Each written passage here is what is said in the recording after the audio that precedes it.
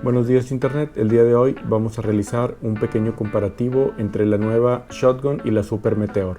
En la parte alta está la Shotgun y en la parte central de la pantalla la Super Meteor.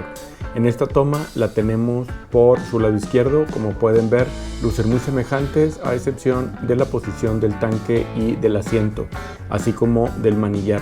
Estas probablemente son las diferencias más notorias que hay entre ambos modelos de motocicleta.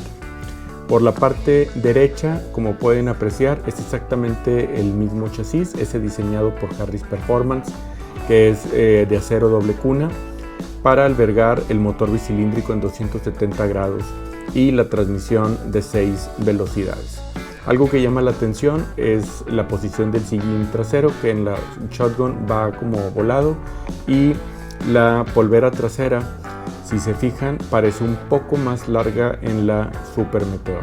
Aquí se puede apreciar mejor en estas imágenes lo que ya comentábamos, la suspensión trasera de doble amortiguador, es probable que tengan más o menos el mismo recorrido, y la suspensión delantera en ambas motocicletas es de horquilla invertida.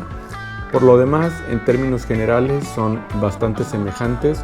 Yo creo que pasa algo muy semejante a lo que hacía Harley Davidson con sus Sportster, donde pues básicamente todas eran lo mismo con cambios en el tanque, asientos, llantas, etc. Delantero, en su visión es el mismo sistema de iluminación, ya es LED. Las direccionales aparentemente no lo son, y también llama la atención esa pequeña carcasa que alberga la luz delantera en la Shotgun.